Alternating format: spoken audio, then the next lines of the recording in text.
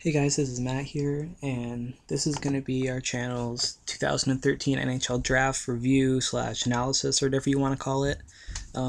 We usually try to stick to NHL game type content, but there's not a lot to do right now regarding the game, and a lot of people have been asking for this, so I thought we might as well do it. Don't have a lot else going on right now with as in videos to post, so let's get this started. Going into the draft, I thought the first four picks, well, not just me, I'm sure a lot of people thought the first four picks were kind of already slated. There wouldn't be much surprise thinking it'd be McKinnon, then Jones, and then Druin, and then Barkov.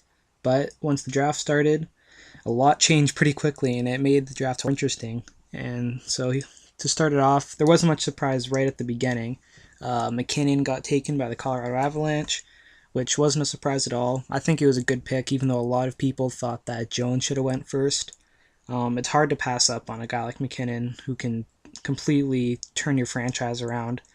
He's a number one center. He'll always be a number one center. He's a game changer kind of player, and I think they made the right pick, to be honest. They could have really taken anything. It's not like they really needed a forward or a defenseman. They kind of need everything right now.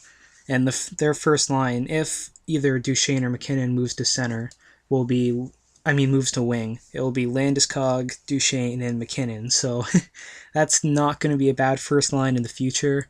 And even if they both stay center, your first two centers are going to be really good. They'll have like a Pittsburgh situation where you really have two number one centers on your team, which isn't ever a problem you should be worrying about.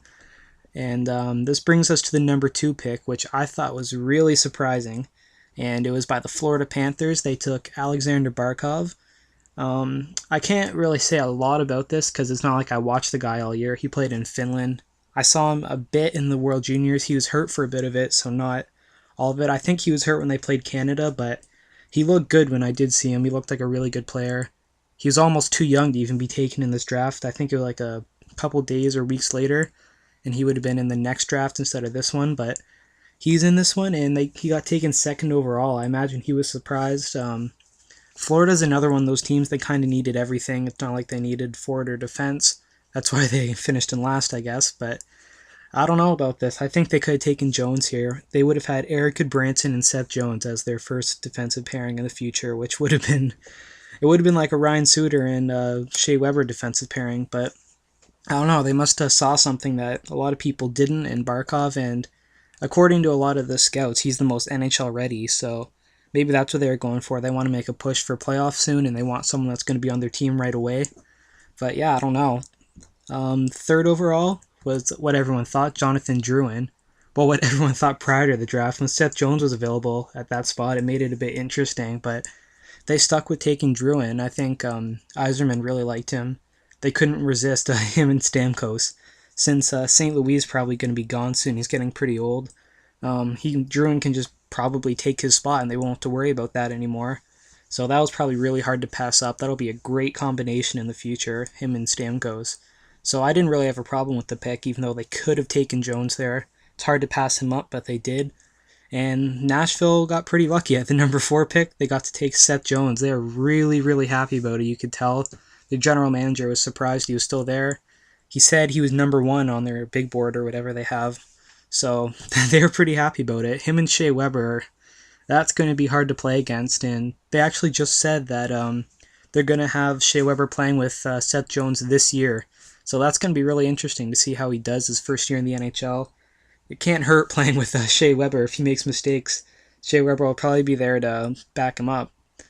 But after those 4 picks, it kind of got interesting. You didn't really know who was going where. And the 5th overall pick was for the Carolina Hurricanes, and they decided to take Elias Lindholm from Sweden. This was another guy that played in Europe, so I didn't get to watch him a whole lot. I don't even really remember him from the juniors too much, but he's apparently a really good player. They said he's kind of like Henrik Zetterberg, which is always a good thing. He's like a two-way forward. He's really reliable. He's also pretty close to NHL ready.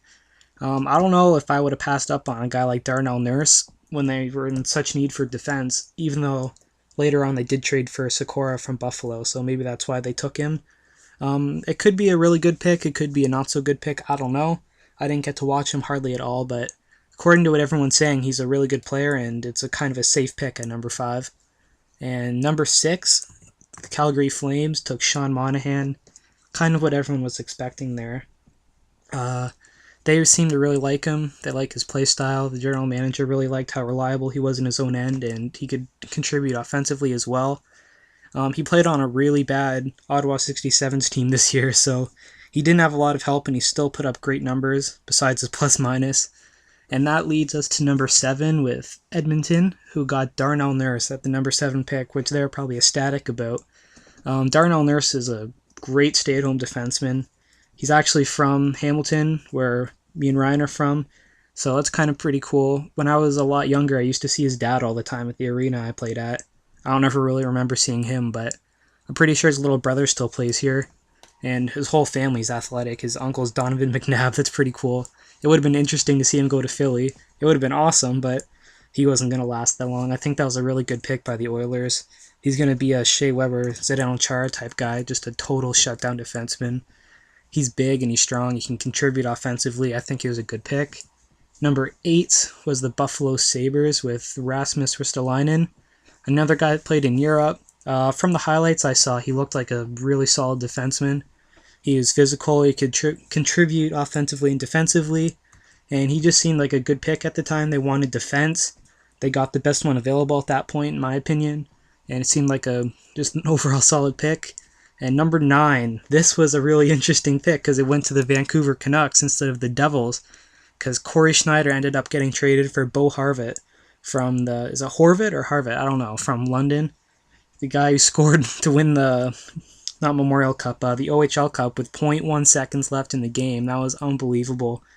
He seems like a clutch kind of player like Jordan Eberle. He's another two-way forward in the draft. He's reliable in his own end. He does everything. He'll kill penalties.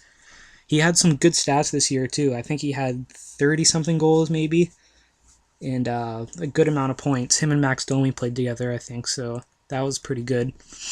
I think that was a pretty good pick for Vancouver. I don't know if it was worth Corey Schneider, but he's a good player, and he'll be good for their team. Number 10, another interesting pick. The Dallas Stars got Valery Nikushkin. I don't even know if I'm saying that right. Nikushkin, I think that's right. Big Russian winger. He was projected to go really high in the draft, but no one knew, since he had a Russian contract, if he'd come to play in the NHL right away or if at all. But this could turn out to be a really, really good pick at number 10. He's got size. You can't teach size, so that's a good thing to start with. He's a giant, strong winger. He can put the puck in the net. And I don't know, that's just gonna... I obviously didn't get to watch him very much since he played in Russia, but it could be like a high-risk, high-reward kind of pick. You never really know. And number 11, my favorite team, the Flyers, got to take Samuel Moore, the biggest defenseman in the draft. He's a big, tough defenseman. He's a shutdown kind of defenseman. I think it was the right pick. Obviously, they need defense really, really badly. And I was kind of thinking they might have taken Zach Fucale, the goalie, which it would have been okay, I guess. I don't know if he should have gone that early, but I'm happy with the pick. I watched some videos of him fighting, and he's a good fighter already. He'll fit right in with Philadelphia. He hits and fights, and I don't know how his stats were. I don't think he's a scoring kind of defenseman at all, but shutdown defense is what they need, and that's what they got. The next pick was the Phoenix Coyotes, and they took Max Domi, Ty Domi's son, but even though he's not anything like his dad, he's a scoring center or left wing from London. He's kind of the same type of player as McKinnon. He's not the biggest guy, but he's fast and he's strong and he knows how to score. I think it was a good pick for Phoenix. They obviously need offense, and they need people that's going to sell tickets for their team, and Max Domi's going to do that.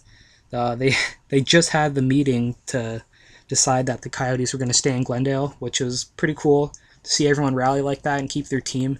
But they still need to make a lot of money to break even, I guess. I think they're not even at this point, but Max Domi's going to sell tickets.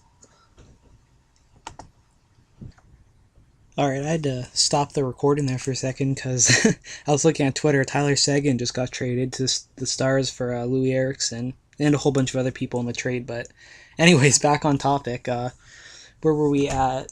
Oh, Max Domi. Yeah, Max Domi's going to sell tickets, obviously. He's going to be a good player. I think is a pretty good pick. Next is the Jets. They took Joshua Morrissey, which was pretty high for where he was ranked. He's a great offensive defenseman. He played in the WHL.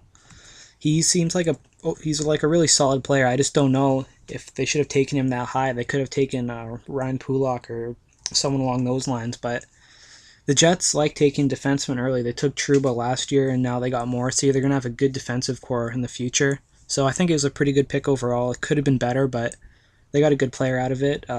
14 was the Columbus Blue Jackets, just out of the playoffs. Sucks for them, but they're getting a good player out of it. They got Alexander Wenberg from Sweden. He's a center. Don't know a lot about him. He seems like another good two-way kind of player. He can score and he can contribute defensively. Didn't get to watch him a whole lot, but it seemed like a pretty good pick. He was ranked around there, so I don't think they really went wrong with it at all. 15 was Ryan Pulock from the Brandon Wheat Kings in the WHL, who, in my opinion, is probably the best offensive defenseman in the draft. The guy's got an unbelievable shot. I think they said at their team skills competition it clocked in at like 100 miles an hour or something, and he's 18, so that's pretty unbelievable. He's going to be a great offensive defenseman. Him and Griffin Reinhart in the future is not going to be bad at all. It's going to be a great defensive pairing. The Islanders are looking really good for the future. This looks like another good pick on their part. And they also made a trade during the draft. They got rid of Niederreiter and brought in Cal Clutterbuck, which is some more depth. And now they've got Clutterbuck and Matt Martin on their team, who both are always 1 and 2 in hits for the league. So it's going to suck to play against them, and they're going to have a good team next year. And that's going to be it for part 1. I'm going to break this into 2 parts because it's a pretty long video. Part 2 will be the second half of the first round, and I will see you guys then.